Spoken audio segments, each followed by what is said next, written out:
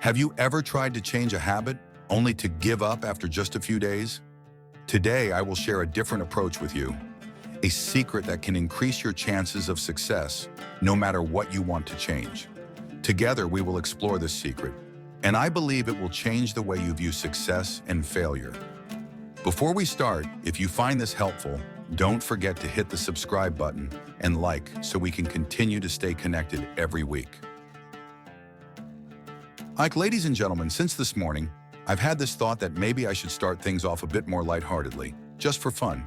The inspiration behind this approach comes from some new friends I've recently met. Among them, there are a few people who joke around in a very silly, harmless way.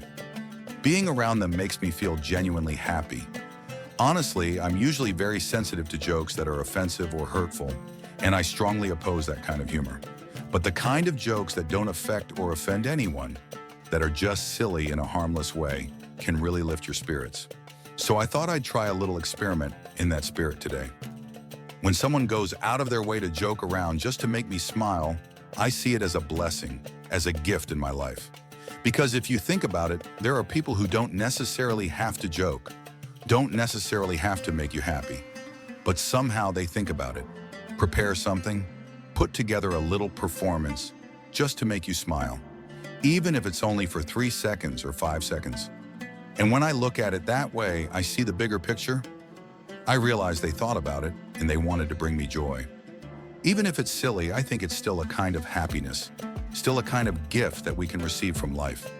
I am very grateful for these little silly moments I receive every day. Today, I also want to bring a bit of that silly fun to you all. I hope that you can feel that someone also wants you to be happy, that someone has prepared something to make you smile, to make your life feel a little more positive, a little happier, a little more successful. That's also the wish I'll be sharing in today's message.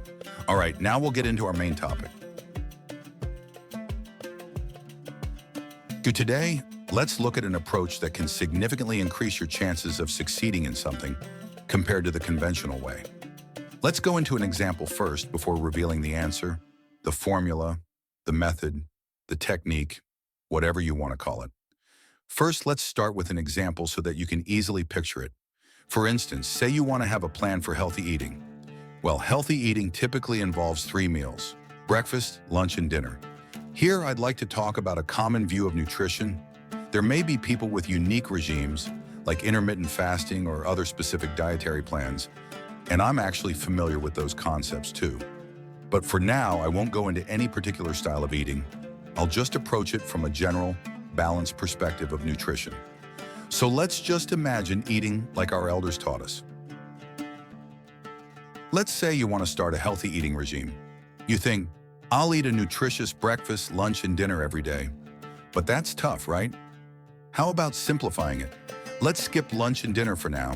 Keep those as they are. Focus just on breakfast, making it truly nutritious. So, what does nutritious mean? You may know about plant-based diets with whole grains, oats, and nuts, which I find very beneficial. You could eat oats with nuts like walnuts, chia seeds, which by the way need to be soaked, almonds or pumpkin seeds. Maybe you could have it with a banana, a slice of avocado, an orange, or a piece of guava. That would make for a very healthy breakfast. Try it and you might feel your stomach is light and you have a lot of energy. Because oats and nuts provide complex carbohydrates, but they're the kind of carbs that are slow to absorb, which is great for health. They contain fiber, protein, and they're rich in good fats. I think this diet would be beneficial for quite a lot of people. Just don't eat too much of everything. Now, just to be clear, I'm not advertising this regime. Don't worry, even if I were, you probably wouldn't be able to follow it anyway, because most people don't succeed at having a complete breakfast every morning. Seriously, I hope you don't think this is an ad. I'm not mentioning any brand or specific product to make you rush out and buy it, so rest assured, this is not an ad. I'm just talking about a regime that's good for your health. Now, if you want to have a nutritious breakfast, how can you make it work? Usually, most people fail because they tend to wake up late, or even if they wake up early, they often feel very lazy. Do you ever experience this? You wake up early but feel sluggish, lacking motivation, without the energy to do anything. That's how it is for most people. Some people even feel groggy, needing a few extra minutes of sleep to wake up, and usually they have no energy at all. This is why the plan fails. You don't have time to prepare breakfast, or you just don't feel like it, so the plan fails. This is just one example, but there are many more. It's an easy example to picture and feel that sense of failure. So now I ask you, is there a way to make this plan of waking up early and eating a nutritious yet healthy breakfast more effective, more achievable, and sustainable? Another question, why did it fail? Now I'll explain why. If you try to copy this regime without preparation, you're likely to fail. I'm certain about it. Out of 10 people, 8 will fail. Why? The simple answer is that you rushed into it without really understanding it, without analyzing it. Jumping right into something without understanding it is a recipe for failure. That's why most diets fail, because people see something interesting and just dive right in. Remember this, seeing something interesting and diving right in usually leads to failure. The next part involves something called willpower. Some people succeed because they try again a second, third, or even fourth time until they finally succeed. These people have strong willpower, but they're few and far between. So I dare say that out of 10 people, around 8 won't be able to stick to a regime of waking up early and preparing themselves a breakfast with nutritious grains and fruits. They will almost certainly fail, and I'm being honest with you. So what should you do? Let me show you a way that with this approach, you can see the success potential in whatever you're about to tackle. When you begin, the chances of success are far higher than with the usual approach. So what is it? First, when you hear about something interesting, take your time before you jump in. Diving right in often brings failure, honestly. Jumping in without preparation or understanding will likely lead to failure. So let's save our energy by recognizing this up front instead of diving in and failing. Take a moment, pause, and consider this. Analyze what you're about to do and try to find the most challenging part. If you're starting something but can't answer this question, there's a 99% chance of failure. We're stepping into an activity, carrying something with us. There's a word for what we're bringing into this. Do you know what it is? Innocence. When we dive in, we only see the beauty, the good, and we fail to see the challenges, the hardships, the complications. How can you succeed that way? Please ask yourself where the hardest part lies.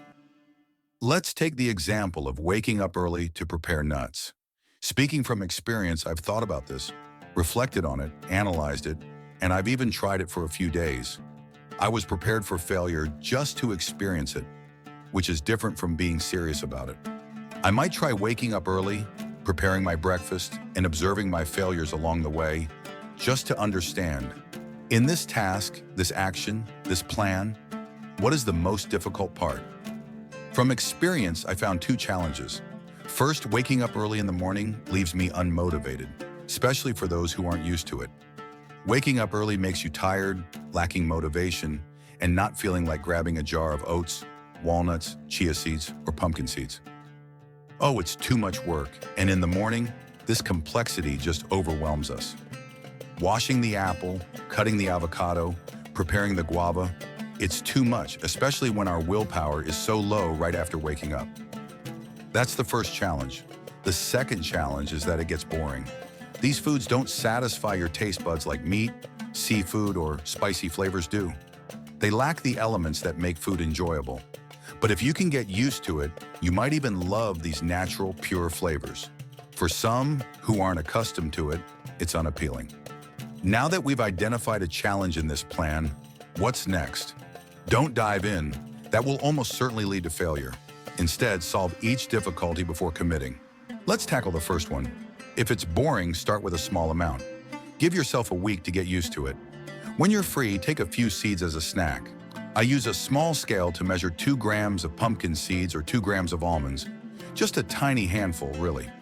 This way you can gradually increase the amount as you get accustomed to it. 2 grams today, 4 grams tomorrow, and so on. Just don't overdo it.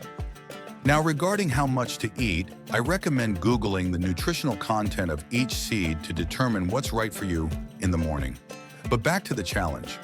First, I'll get used to small portions of these foods, maybe just a slice of an apple, a bite of an avocado, And after a week, it becomes familiar, even enjoyable. That's the first challenge taken care of. The second challenge is waking up early, which is daunting for many. The solution is to prepare the night before. Measure out 10 grams of oats, 5 grams of pumpkin seeds, 5 grams of walnuts, 5 grams of almonds, whatever works for you, and put it in a glass container. For fruit, you can use an airtight container and store it in the fridge. A useful trick is to have a box with your fruit and a small knife, ready to go. In the morning, grab your container, place everything on the table, and eat. With this routine, everything is prepared, making the task easier. Now, it's time to go all in, commit, and ensure success in achieving this goal. Trust me, if you approach it methodically, it's very manageable. Some things that seem hard to one person can be easy to another. Take a moment to consider what's hardest in your endeavor, analyze and resolve it first, and you'll be holding victory in your hands. Let's switch to another example. Business. Say you want to start selling. Don't jump in right away. If someone asks me for business advice, I'll usually beg them, please don't rush. I mean, imagine a 17 or 18-year-old fresh out of high school jumping into programming or accounting. It's impossible without preparation. Business is no different. Unfortunately, many people believe that business doesn't require learning, but nothing is more absurd. First, determine the hardest parts of this game. For instance, do you know how to sell? Honestly, if you don't, acknowledge it. Then, think about what you need to learn. Maybe it's understanding customer taste if you're opening a restaurant. Maybe it's marketing, sourcing, or understanding profit without compromising on quality. The truth is, if you're stepping into business, you're entering one of the most challenging fields. It's not something you can succeed in without effort. So study these aspects, tackle them one by one, and even consider interning in a kitchen if you're opening a restaurant to gain real-world experience. Going in unprepared can lead to significant losses, and those who fail usually don't get publicized. They aren't viral like successful stories. In reality, the number of driven, ambitious people who fail is high. Diving into a business with no understanding often leads to a complete loss, and that risk is real. So my advice for anyone hoping to succeed in business is this. Be brutally honest with yourself about the toughest parts and address them first. Ask yourself, what are the hardest aspects, and can you answer those questions with confidence? If you can't answer in 3 seconds, maybe it's time to take a step back and learn first. Remember, it's the difficult aspects that lead to success, not the easy ones. If everyone could do it, where would the reward be? Successful people embrace continuous learning, whether through books, videos, or practical experience. The core principle is the same. Before diving in, identify the hardest part, address it, and you'll have a much higher chance of success. Whether it's losing weight, don't rush into dieting without knowing what the biggest challenge is, like craving food. Find ways to manage cravings before you begin a diet. If you can, reduce your portions gradually to make it manageable. If you prefer, hire a coach, as accountability can boost success. But even that might not be more effective than the gradual approach. Remember, there are many paths to success. The key is that diving in without identifying and tackling the hardest part of a plan almost always leads to failure. Today's 3 examples illustrate this principle. Why so many fail? Because they bring a single thing: innocence. If you've recognized the hardest point you're facing, don't hesitate. Start with a clear plan and thoughtful preparation. Now is the time to make a breakthrough, and I believe you will succeed. Don't forget to follow the channel and turn on notifications so you won't miss out on more insightful tips. Thank you for watching Emotional Connection, and see you next week. Wishing you a day full of inspiration and determination.